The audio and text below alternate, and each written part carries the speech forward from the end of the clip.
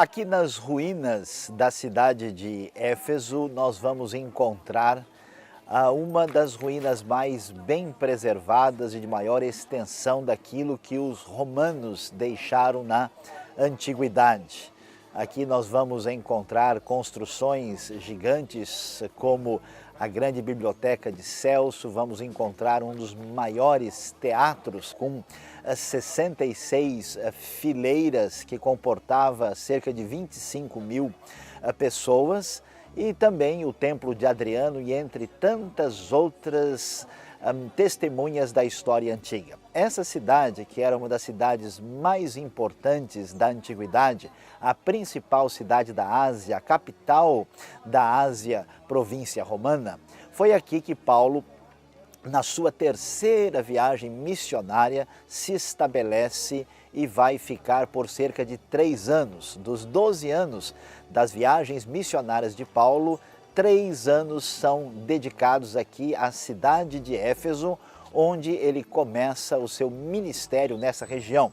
E nós sabemos que Paulo vai começar a ensinar inicialmente na sinagoga, mas ao tentar esse ministério, principalmente conforme a sua própria estratégia de pregar primeiro aos judeus, depois ele acaba indo na direção daquilo que Deus já tinha estabelecido no início do seu ministério.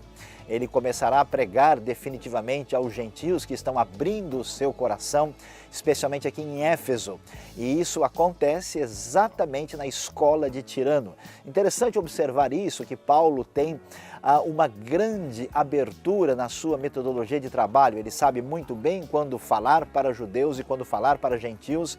E ele começa esse trabalho de modo que o texto do livro de Atos, capítulo 19, vai nos dizer que o evangelho se espalha de tal maneira que toda a Ásia vai ouvir a respeito da palavra de Deus. Nesta grande metrópole antiga, provavelmente com mais de 200, quem sabe 300 mil habitantes, o ministério de Paulo vai ser triunfante ao ponto de muitos gentios pagãos se converterem ao Deus vivo, de modo a rejeitar completamente a sua vida anterior e até queimar os seus livros valiosos envolvidos com todo o ocultismo e toda essa realidade de diversos cultos pagãos que existiam aqui na cidade de Éfeso. Atos 19 também vai mencionar algo bastante interessante, curioso. Aliás, logo no começo, nesse período que Paulo vai passar aqui, provavelmente entre os anos 53 e 56 da era cristã, ele vai encontrar um grupo de pessoas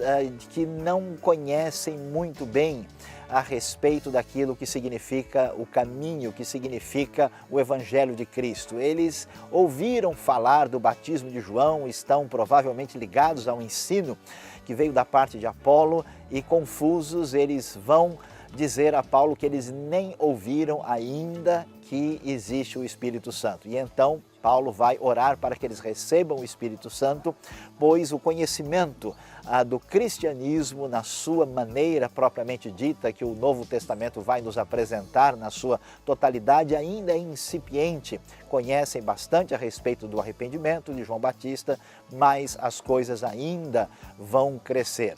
É interessante observar como a estratégia de Deus, usando este grande apóstolo do passado, num dos lugares mais importantes, foi fundamental para o crescimento e a expansão da fé, conforme nós observamos ao estudar no capítulo 19, o livro de Atos.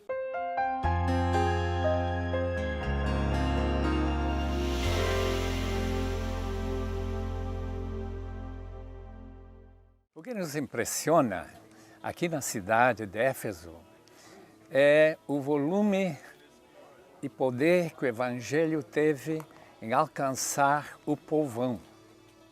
O povo que vivia aqui, se de fato a população chegou a 200 mil pessoas, e essa grande parte da população que aceitou o Evangelho chegou a afetar esse trabalho de homens como Demétrio, que tinham um trabalho de ourives, fazerem essas pequenas miniaturas, espécies de souvenirs que a gente comprava e levava para suas casas.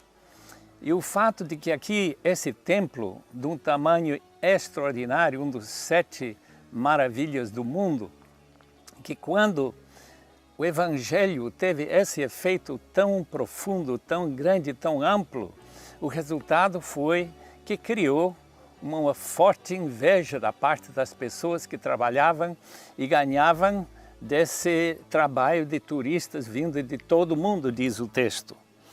Esse Demétrio, então, chamou a atenção ao povo de que Paulo deveria ser ou expulso da cidade ou talvez ainda morto. Portanto, levantando assim, com estas palavras: senhores, vocês sabem que temos uma boa fonte de lucro nessa atividade. Estão vendo e ouvindo como este indivíduo Paulo está convencendo, desviando grande número de pessoas aqui em Éfeso. E o resultado foi que quase toda a província da Ásia tem seguido a esse Senhor Jesus. Sabemos que isso não era verdade, mas o fato é que muitos estavam seguindo e afetando essa indústria, realmente perturbou bastante gente. E aí começa o tumulto. Há um perigo, disse ele, para perder a própria reputação de Ártemis, ou Diana, como nós conhecemos, aquela deusa que tinha o templo talvez maior do mundo na época, com 127 colunas de 18 metros de altura. Podemos perceber que essa importância que Ártemis tinha pelo fato que a multidão, quando se aglomerou, chegou empurrando um outro judeu e queria talvez decapitá-lo também, porque acharam que ele era o problema. Nem sabiam quem era Paulo. O resultado foi que Paulo, em vez de chegar lá e poder se defender, eles pegaram dois companheiros de Paulo, chamados Gaio e Aristarco. E Paulo queria apresentar-se à multidão, mas os discípulos não queriam que ele fosse. Eles não confiavam que o Senhor ia milagrosamente salvá-lo da morte.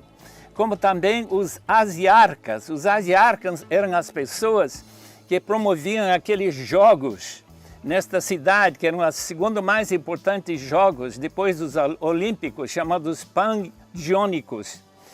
E uma vez que eles patrocinavam aqueles jogos, então eles chegaram a ser os asiarcas e eles se tornaram amigos de Paulo. E talvez alguns até pensando se converter. Resultado, que Paulo não foi e a multidão gritou durante 2 horas. Aí um perigo. Esta cidade de Éfeso era uma cidade livre, uma cidade que se autogovernava. De vez em quando vinha o governador para julgar os casos mais complicados. Mas o problema agora é que talvez Roma, que estava sempre de olho em qualquer situação de rebelião, de talvez levantar alguma força contra Roma, eles talvez tirassem de Éfeso esse privilégio de ser uma cidade livre. E o resultado foi que acalmou toda a multidão e eles então voltaram para casa, talvez pensativos. Mas uma pergunta ainda fica na minha cabeça. Será que eles se acalmaram tão facilmente assim? Será que Paulo, quando ele disse, um pouco mais tarde em Coríntios, que ele lutou com feras aqui em Éfeso, que ele estava de fato diante de um perigo de vida e morte? Em 2 Coríntios, capítulo 1, ele menciona que sua vida recebeu uma sentença da morte.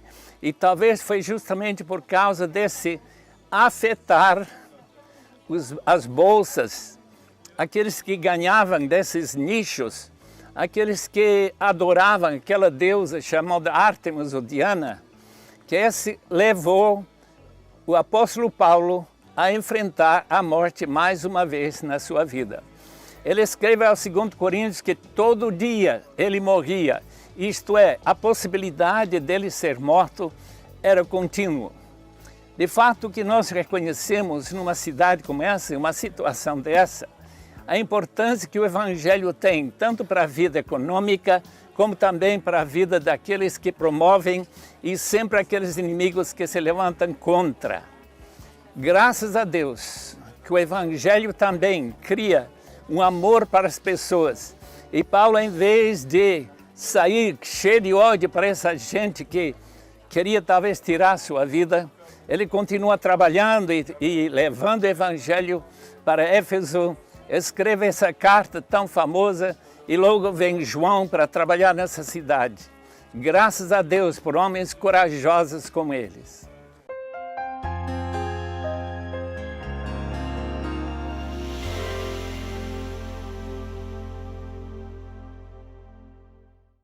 Quase impossível exagerar a importância de Éfeso para a igreja cristã primitiva.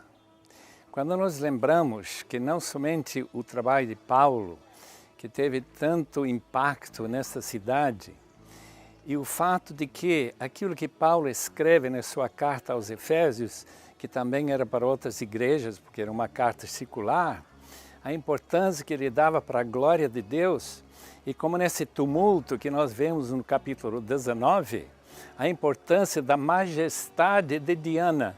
É como se fossem dois deuses que estão em conflito através da humanidade que segue. Não somente essa importância, mas também temos que lembrar que aqui também o apóstolo João apareceu e trabalhou aqui. Dizem até que Maria, a mãe de Jesus, morreu aqui. Não sei. Uma coisa sabemos, que Timóteo, que pastoreou aqui, aqueles que também trabalhavam pastoreando a igreja, que Paulo menciona no seu discurso para os anciãos de Mileto, em Mileto, que Éfeso tinha uma importância toda especial. Temos que lembrar que as duas cartas a Timóteo, escritas para aqui, temos que lembrar que as cartas também de João, escritas para aqui, a carta aos Efésios também aqui, e que esta igreja que durou anos e anos, foi uma igreja que também no livro de Apocalipse perdeu seu primeiro amor. Realmente a importância desta cidade e os crentes que aqui moravam é de grande importância para o Novo Testamento. Agora, pergunta-se, como seria possível que uma igreja desse tamanho, e nós não sabemos quantos membros tinha, mas uma igreja que também influenciou toda a província e tão rapidamente levou o evangelho a crescer, que nós também devemos estar muito envolvidos com nossos bairros, com nossas cidades, para que nós possamos também levar o evangelho até os confins da terra. Foi justamente a importância que Éfeso tinha, que levou Paulo a passar o que ele passou, nesse tempo todo, dando mais tempo a esta cidade do que qualquer outra cidade em que ele ministrou. Portanto, meus amigos ouvintes, pensem bem, orem bastante, para que Deus mostre, se não quer, que você também seja separado para servir ao Senhor, algum lugar, talvez perto de casa, Jerusalém, Judeia, Samaria e até os confins da terra.